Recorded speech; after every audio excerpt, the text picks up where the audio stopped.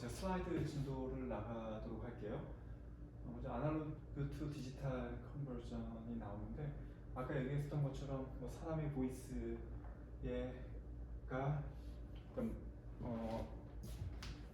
마이크를 대고 제가 얘기를 하면은 이제 볼티지로 변환이 된단 말이에요. 그래서 이 볼티지를 일정 간격으로 샘플링을 하고 퀀타이제이션. 여기서는 레벨이 총 16개니까 4빛으로 이제 퀀타이즈를 하는 거죠. 그래서 이런 과정을 거쳐서 아날로그 투 디지털 이제 컨버전이 되고요. PCM은 그냥 몰라도 될 것 같아요. 그다음에 클라우드 셔넌은 그 디지털 통신, 네, 사실 디지털 통신뿐만이 아니라 인포메이션 시대를 그 개척한 그 아버지라고 불리는 그런 그 유명한 분이죠. 예. 디지털 에이지를 시작한 그 인포메이션 에이지를 시작한 그런 레볼루셔너리 페이퍼를 1948년에 썼는데 그 뭐 셔넌의 그 이게 아주 정말 유명한 논문이죠. 48년도에 쓴 Mathematical Theory of Communication. 그래서 여기서 가장 혁신적인 게 뭐였냐면은 예전에는 우리가 신호를 그러니까 통신을 할 때 그 에러가 없이 보내는 것이 이제 불가능하다고 생각을 했어요. 우리가 가령 에러를 정확히 0은 아니지만 거의 근사적으로 0이 되도록 에러 레이시 0이 되도록 하면서 동시에 이제 트랜스미션 레이트가 0보다 크게 하는 이런 것은 이제 가능하지 않다라고 생각을 했었죠. 그런데 이 논문에서는 결국은 이런 게 가능하다라는 걸 보인 거죠. 우리가 에러를 그러니까 완전히 0은 아니지만 어심토틱하게 이제 그 0으로 하면서도 트랜스미션 레이트가 0이 아니다. 그래서 오류 없이 어떤 정보를 보낼 수 있다라는 게 이게 그 전에 사람들이 생각하지 못했었던 그런 개념인 건데 이 Mathematical Theory of Communication에서 이것을 이제 수학적으로 그 다 보인 거죠. 그래서 이 논문으로 인해서 결국은 그 현재 그 인포메이션 시대가 열렸다. 이것이 비단 뭐 통신뿐만이 아니라 여러 가지 그 정보 시대와 관련된 그런 기본 개념을 이제 닦은 분이 클라우드 셔넌이죠. 그 셔넌의 그 자서전이 있어요. 뭐 저글러 땜장이가 디지털 세상을 설계하다라는 제목의 그 책이 있는데 바이오그래피가 있는데 그 책 한번 구입해서 읽어보세요. 되게 흥미진진해요. 그러니까 비단 그 클라우드 셔넌의 일생을 잘 묘사했을 뿐만이 아니라 그 이런 이제 통신하고 인포메이션 이런 기본적인 개념들도 거기에 잘 설명이 되어 있거든요. 나중에 시간이 나면 한번 읽어보도록 하세요. 그리고 뭐 투데이의 뭐 커뮤니케이션 네트워크이지 뭐 5, 현재는 이제 5G가 상용화가 됐는데 앞으로 또 6G를 사람들이 연구를 많이 하고 있죠. 뭐 커뮤니케이션, 뭐 인포메이션을 채널을 통해서 전달하는 거고 뻔한 얘기들이에요. 우리가 이제 통신을 하는데 결국 필요한 게 파워랑 밴드위스잖아요. 그러니까 파워를 더 많이 쓸수록 이제 SNL이 더 좋아지고 또 밴드위스를 많이 쓸수록 일정 시간 동안에 더 많은 인포메이션을 보낼 수가 있는 거죠. 둘 다 이제 소중한 자원인 거죠. 파워와 밴드위스. 커뮤니케이션 시스템 아까 얘기했었어요. 뭐 우리가 이제 소스라고 하는 거는 뭐 보이스, 이미지 같은 이런 아날로그 신호일 수도 있고 아니면 처음부터 텍스트 같은 그런 뭐 디지털 신호일 수도 있고요. 그럼 트랜스듀서는 아까 얘기했던 마이크 같은 거, 마이크로폰 같은 게 트랜스듀서죠. 그러니까 아날로그 신호를 디지털 신호로 바꿔주고 또 스피커는 반대죠. 디지털 신호를 아날로그 신호로 바꿔주는 거고요. 그다음에 트랜스미터, 리시버 채널 이렇게 구성이 되고요. 그다음에 뭐 아까 이제 아날로그 뭐 디지털 이런 얘기들 많이 했는데 디지털 신호를 쓰는 이유는 그냥 간단해요. 뭐 디지털 커뮤니케이션은 more reliable하다. 그리고 그러니까 하드웨어도 우리가 아날로그 소자를 쓰는 것보다는 이제 그 뭐 CPU나 DSP 같은 데서 이제 하드웨어로 처리를 하는 것이 더 비용도 적게 들고 또 더 신뢰성이 높고요. 그다음에 여러 뭐 용어들을 정의했는데 제가 아까 이미 얘기들을 많이 했어요. 뭐 비스트림, 심볼 이런 거 다 설명을 했었고요. 그래서 디지털 커뮤니케이션 시스템을 크게 보면은 이제 소스 인코더는 아까 얘기했던 것처럼 이제 필요 없는 부분을 그 잘라내는 거죠. 이게 부피를 줄이는 거에 해당이 되고요. 그러니까 완전히 뭐 리던던트한 그러니까 소스 코더도 종류가 두 개가 있어요. 그러니까 소스 인코더 또 이제 로스가 없는 그 소스 인코더가 있고요. 로시한 게 있어요. 그러니까 소스 인코더는 아까 얘기했던 것처럼 이제 부피를 줄이는 거죠. 이제 압축, 그리고 이제 압축을 하는데 그러니까 로스 없이 압축하는 거에 뭐 대표적인 거는 뭐 이렇게 집 같은 거 있잖아요. 왜 우리 그 알집 같은 걸 우리 압축을 하잖아요. 이런데 압축하는 과정에서 뭔가 정보가 손실된다 이러면 이제 큰일 나는 거죠. 그리고 우리가 텍스트 같은 거 보내는 거, 문자를 보내는데 뭐 내일 뭐 7시에 뭐 어디서 만나자라는 텍스트를 보내는데 거기에 오류가 있으면 큰일 나잖아요. 내일 7시에 뭐 7시라고 했는데 그게 뭐 6시나 뭐 5시가 된다 이러면 뭐 말도 안 되는 거죠. 그래서 여기서는 이제 압축이 그 로스가 없이 압축을 해야 되고요. 로스 압축 같은 경우는 이런 경우는 사실 비디오 같은 시그널 또 보이스도 그래요. 그러니까 보이스나 비디오도 사실은 그 뭔가 손실이 있으면 안 될 것 같지만 사람의 감각 기관 자체가 불완전하거든요. 그래서 그 뭐 이런 어떤 이미지 같은 거 돼도 뭐 이런 이미지들이 있는데 여기에 살짝 이런 뭐 이런 좀 어떤 지터 같은 게 좀 들어있다고 하더라도 사람 눈에 크게 거슬리지만 않다면 또 괜찮은 거잖아요. 그래서 그 멀티미디어, 그러니까 비디오, 뭐 보이스 이런 멀티미디어는 이제 로시한 소스 인코딩을 하는데 두 개를 비교하면 압축률은 당연히 이게 높죠. 왜냐면 얘는 로스를 일부러 주면서도 더 부피를 많이 줄이는 거기 때문에 압축률이 이게 높은 거죠. 그래서 이런 것들 이제 소스 인코더라고 하고요. 채널 인코더는 아까도 얘기했듯이 일부러 페리티한 정보들을 더 추가를 해서 그러니까 부피를 더 키우더라도 그 채널 오류로부터 보호해 주는 거죠. 채널 인코더. 모듈레이터는 아까 얘기했어요. 여기서 사실 이제 모듈레이터라고 간단히 나왔는데 이 모듈레이터가 제가 아까 설명을 했었던 뭐 QAM 심볼로 매핑하고 뭐 그 다음에 캐리어를 곱하고 이런 것들까지도 전부 다 통칭해서 모듈레이터라고 하고요. 디모듈레이터는 이거 반대, 채널 디코더는 이거 반대, 소스 디코더도 압축된 걸 다시 풀어내는 거가 소스 디코더에 해당이 되죠.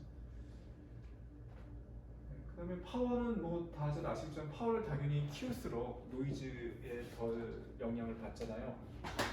그러니까 아까 뭐 이런 심볼 스트림을 우리가 이제 전송을 한다라고 했을 때 여기에 가령 이제 노이즈가 들어온단 말이에요. 노이즈가 여기 이게 1, 마이너스 1, 1, 1인데 노이즈를 n이라고 할게요. 그러면 n이 가령 마이너스 0.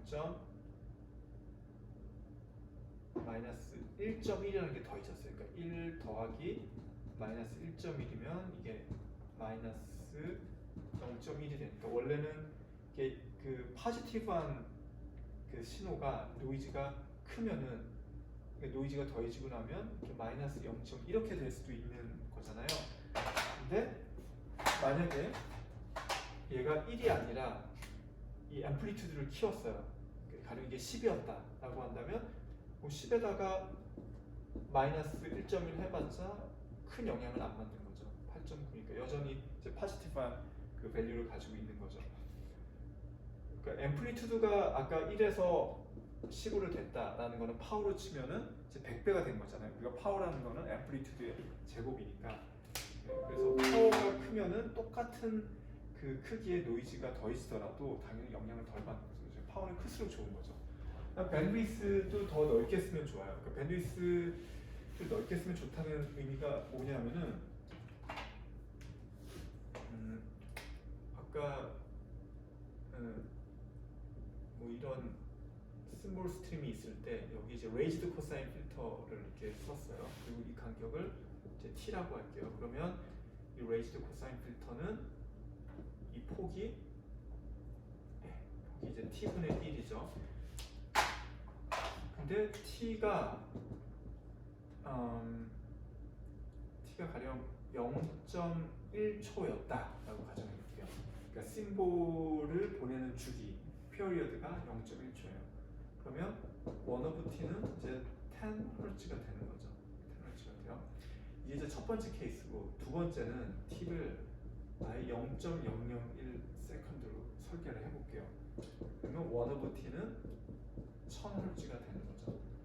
그래서 첫 번째랑 두 번째를 비교를 해보면은 이 첫 번째 케이스에서는 얘가 1초 동안에 10 심볼이 전송이 되는 거예요. 두 번째는 1초 동안에 1000 심볼이 전송이 된단 말이에요. 그러니까 우리가 그 단위 시간 동안에 전송할 수 있는 심볼의 개수가 2가 1보다 1000배 더 큰 거죠. 그러니까 2가 당연히 더 좋은 거잖아요. 2가 더 좋은데 근데 여기서 단점은 뭐냐면 주파수 이 대역폭 이 얘는 10Hz인데 반해서 미안합니다. 이제 100배, 그러니까 100배 더 많은 데이터를 보낼 수 있는 거죠. 단위 시간 동안에 1번보다 2번 케이스가. 근데 밴드위스도 보면 얘보다 100배 더 많은 주파수 밴드위스를 쓰고 있잖아요. 그래서 결국 이제 그 대가가 있는 거예요. 그러니까 밴드위스를 더 많이 쓰면은 단위 시간 동안에 더 많은 인포메이션을 보낼 수 있지만 이 아까 얘기했던 것처럼 이 주파수 자원이라는 게 굉장히 한정되고 소중한 건데 주파수 대역도 그만큼 더 많은 걸 사용을 하기 때문에 비용이 더 많이 드는 거죠. 그래서 어쨌든 파워하고 밴드위스가 아주 소중한 그런 자원이에요. 그러면 이제 굳이 비교를 하자면 파워하고 그 밴드위스 중에 누가 더 소중한 거냐? 이거는 이제 상황마다 달라요. 뭐가 더 익스펜시브한 자원이냐, 리소스냐라고 한다면 이제 셀룰러 커뮤니케이션은 아까 얘기했던 것처럼 전파가 사방으로 퍼지면서 이제 간섭을 일으키기 때문에 그 가까운 지역에서는 똑같은 주파수 대역을 쓰면 안 되거든요. 그래서 셀룰러 커뮤니케이션에서는 밴드위스가 더 소중한 자원이에요. 밴드위스가 더 소중한 자원인데 대신에 뭐 파워는 물론 파워도 뭐 중요하지만 파워는 일단 뭐 세게 쏴서 보내면 되는 거죠. 우리가 송신하는 그 웨이브폼의 에너지를 더 키워서 보내면 되는 거죠. 근데 거기에 반해서 파이버 옵틱에서는 또 상대적으로 밴드위스보다는 이제 파워가 더 소중해요. 그러니까 파이버 옵틱 같은 경우는 밴드위스가 엄청 넓기 때문에 상대적으로 파워가 더 소중한 자원이고요. 그 다음에 또 하나는 이런 거 한번 생각해 볼게요. 뭐 약간 그 우주선 여기 지구예요. 지구고 여기가 이제 화성이에요. 그래서 여기 그 로켓을 쏘아 올렸어요. 그래서 어떤 우주 탐사선이 있어요. 그럼 여기 이 우주 탐사선하고 지구랑 또 이제 통신을 해야 되잖아요. 그러니까 여기서 이 탐사선도 컨트롤 해야 되고 또 이 탐사선이 화성에서 찍은 사진을 이제 지구를 전송돼야 되죠. 이게 전부 통신이죠. 근데 이 경우는 뭐 간섭을 일으킬 일은 별로 없어요. 왜냐하면 어차피 여기는 이 로켓 그냥 이 탐사선 혼자 있는 거기 때문에 뭐 옆에 다른 탐사선이 또 있고 이런 거 아니잖아요. 그러니까 서로 간섭을 일으킬 일은 없어요. 그래서 밴드위스를 그냥 그 넓게 써도 상관이 없어요. 넓게 써도 상관이 없죠. 어차피 똑같은 밴드위스를 뭐 여러 명의 탐사선이 막 쓰고 서로 간섭을 일으키고 그런 게 아니기 때문에 얘 혼자 그냥 크게 써도 되고요. 근데 이 경우는 이제 파워가 굉장히 소중한 자원이죠. 왜냐면 워낙 멀리 있으니까 여기서 아무리 파워를 최대로 해서 전파를 쏘더라도 이게 뭐 몇백만 킬로미터를 이동하다 보면 파워 감소, 어테뉴에이션이 많이 될 거잖아요. 그래서 이 경우는 이제 파워 리미티드 시츄에이션이 되는 거죠. 파워 리미티드. 그리고 일반적으로 우리 뭐 LTE나 5G 같은 이런 셀룰라 그 통신에서는 이제 밴드위스가 더 제한된 자원이기 때문에 밴드위스 리미티드 그런 케이스가 되는 거고요. 아까 얘기했었던 그 QAM 같은 것들은 얘는 이제 대역폭을 그러니까 스펙트럴 에피션시가 큰 거기 때문에 밴드위스 리미티드 케이스에서는 QAM을 쓰는 게 맞고요. 근데 파워 리미티드에서는 이 QAM보다는 뭐 뒤에도 나오겠지만 이제 프리퀀시 시프트 킹이라고 하는 FSKC 이것이 더 그러니까 얘는 이제 밴드위스 입장에서 보면은 그렇게 이피션트한 모듈레이션 방식은 아니지만 또 파워 입장에서 보면 되게 이피션트한 거거든요. 그래서 두 개가 이제 달라요. 다른 그 모듈레이션을 쓰는 거죠. 어쨌든 뭐 파워 리미티드 혹은 밴드위스 리미티드 이렇게 분류를 할 수가 있고요. 그다음에 채널 캐릭터리스틱은 뭐 그냥 넘어가도 될 것 같아요. 네. 뭐 시그널은 이동 거리가 멀어지면은 시그널 어테뉴에이션을 겪는다. 그런 얘기고요. 여기도 그냥 넘어갈게요. 자, 그다음에 AWG의 뭐 리니어 채널인데 이거는 그 아마 그 이제 학부 때 배웠었을 거예요. 신호에 채널 노이즈가 더해져서 뭐 이렇게 된다. 리니어 필터 모델은 그 채널이라는 게 저는 아까 노이즈만 그리긴 했지만 사실 채널도 임펄스 리스판스를 관찰을 해보면은 임펄스 펑션은 아닌 거죠. 채널의 이제 채널의 임펄스 리스판스를 뭐라고 할까요? 그림으로 그려볼게요. 임펄스 리스판스가 사실 이런 모양이면 되게 좋은데, 근데 이런 게 아니라 뭐 이런 모양일 수도 있는 거죠. 이거는 왜냐하면 와이어리스 채널 같은 경우도 보면 송신단하고 수신단에서 전파를 쏘면 다이렉트로 가는 것만 있는 게 아니라 여기 저기 어떤 뭐 산이나 빌딩이 있어서 이렇게 막고 돌아오는 게 있잖아요. 그러면 1번 패스, 2번 패스면 그래서 채널이 이제 임펄스 펑션이 아니기 때문에 이제 필연적으로 그 채널을 통과하면은 이제 또 인터심볼 인터퍼런스가 생기죠. 그러니까 아까 제가 그 첫 번째 파트에서 얘기드렸던 그 인터심볼 인터퍼런스는 그냥 그 주파수 대역이 한정된 그런 필터를 쓸 때 타임 도메인에서 간섭을 일으키지 않기 위해서 뭐 레이즈 코사인 필터를 써야 된다라는 걸 얘기했고요. 이제 그런 걸 쓰더라도 또 채널의 임펄스 리스판스가 이런 모양이 될 수가 있기 때문에 이런 경우는 이제 인터심볼 인터퍼런스가 생기는 거죠. 그러니까 이런 채널일 때는 이제 ISI 인터심볼 인터퍼런스가 생기고, 이 인터심볼 인터퍼런스가 생기면 수신단에서는 이 ISI를 이제 제거를 해야죠. 당연히 이게 있으면은 이제 성능이 아주 나빠지기 때문에 제거를 해야 되는데, 이제 수신단에서는 이제 이퀄라이저라는 거를 이제 써서 제거를 하는데, 근데 5시간에 배우겠지만 이제 OFDM 방식을 쓰면은 이퀄라이저가 아주 간단해져요. OFDM의 가장 큰 장점 중에 하나가 이제 인터심볼 인터페어런스를 이퀄라이징 하는 것을 아주 그냥 간단하게 원탭 필터로 해결할 수가 있어요. 그 다음에 채널이 또 이제 타임 베어링 하는 상황이라면 임펄스 리스판스가 그러니까 이렇게 딱 고정이 돼 있으면 그나마 괜찮은데, 이게 고정이 되는 게 아니라 또 시간이 지나면서, 그러니까 시간이 흐르면서 뭐 이랬던 애가 이제는 뭐 이런 식으로 변하고, 또 원래 없었던 또 세 번째 패스가 하나 등장하기도 하고, 이게 모양이 시간이 변하면서 계속 바뀌는 거죠.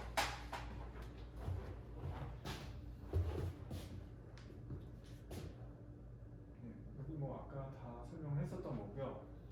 이 부분도 사실 아까 설명을 했어요. 데이터 뭐 소스가 있고 채널 코딩, 그래서 모듈레이션 매퍼. 이게 아까 얘기했었던 이 부분을 그냥 뭐 QAM이나 PSK라는 것도 있죠. 페이지 시프트 키 모듈레이션을 한다고 보고, 그다음에 업샘플링을 아까 한다고 했죠.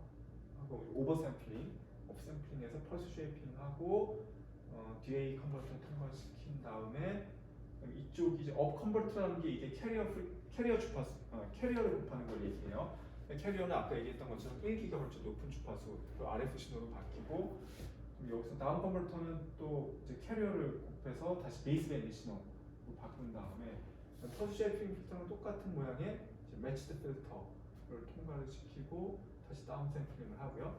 저는 아까 설명을 간단하게 위해서 매치드 필터도 이제 아날로그 그 파트에 위치한다라고 얘기했는데, 근데 사실 아까 펄스 쉐이핑 필터 얘기했던 똑같은 이유 때문에 매치드 필터도 아날로그보다는 디지털 쪽에 위치를 시키죠.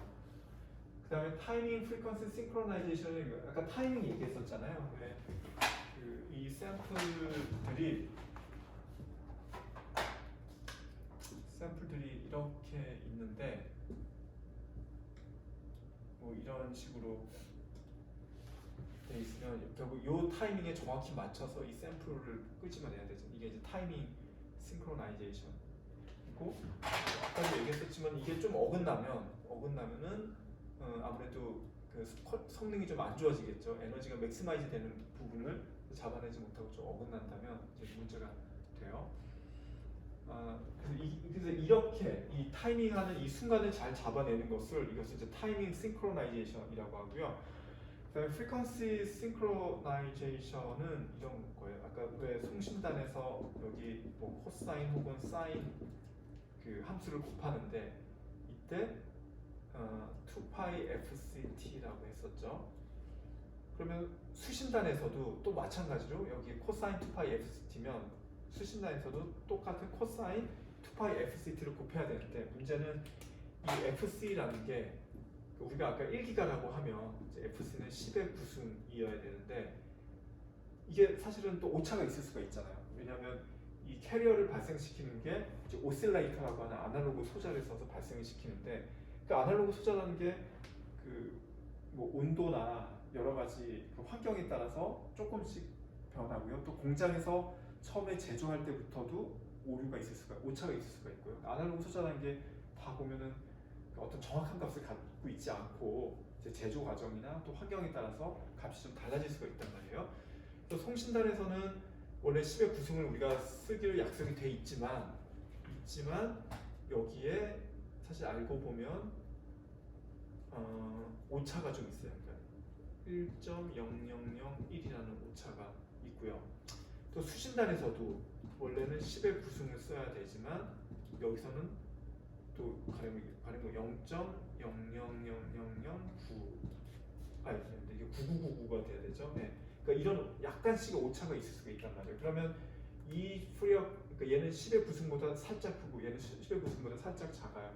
이 두 개를 곱하면은 원래는 이 주파수 두 개가 정확히 같아야지 그 코사인하고 사인도 이제 오소널리티가 보장이 되고 또 같아야지 정확히 이제 베이스밴드 신호가 되는데 이게 약간 오류가 있으면은 뭔가 문제가 되겠죠. 그래서 이것을 그냥 있는 그대로 쓰지 않고 이 캐리어 프리퀀시를 우리가 추정을 해요. 추정을 해서 거기에 맞도록 이쪽 주파수들을 이제 보정을 해주거든요. 그래서 그거를 이제 프리퀀시 싱크로나이제이션이라고 해요. 그러니까 타이밍은 아까 얘기했던 것처럼 샘플 타이밍을 정확히 잡아내는 거고 프리퀀시 싱크로나이제이션은 캐리어의 프리퀀시를 맞춰주는 거, 동기화시키는 거를 얘기를 해요. 그다음에 채널 에스티메이터 앤 컴펜세이션은 아까 얘기했던 것처럼 이 와이어리스 채널이라는 게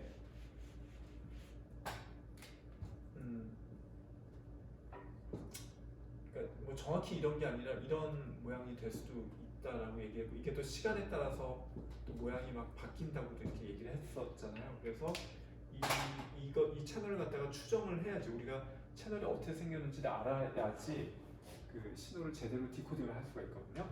그래서 채널 에스티메이션에서 컴펜세이션 이렇게 하는 거죠. 예, 그다음에 뭐 용어는 지금 시간이 그렇게 많지가 않아가지고 뭐 빨리빨리 얘기를 하도록 할게요. 캐리어를 곱해서 그러니까 캐리어 곱하기 전에 그 센터가 0이 있는 이 신호를 우리가 이제 베이스밴드 신호라고 하고요. 캐리어를 곱해서 높은 주파수예요. 그러니까 이게 통상적으로 센터 프리퀀시가 한 몇 기가헤르츠 그렇게 되는 거죠.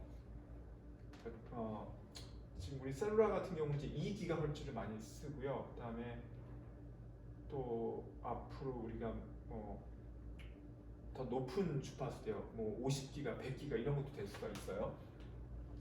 근데 근데 뭐 이거 뭐 아시는 분들도 많겠지만 주파수가 너무 높아지면 사실은 좋지는 않아요. 왜냐하면 주파수 여기 그러니까 캐리어 프리퀀시 이 FC가 너무 높아지면은 똑같은 거리를 이동을 하더라도 신호가 더 많이 감쇄가 돼요. 그러니까 이 파워 관점에서 보면 캐리어 주파수가 너무 높지 않은 게 좋죠. 그런데 또 낮은 주파수 대역은 아까도 얘기 드렸듯이 이미 여러 가지 사업자들도 많이 사용하고 있고 우리가 이미 실생활에 많이 사용을 하고 있어요.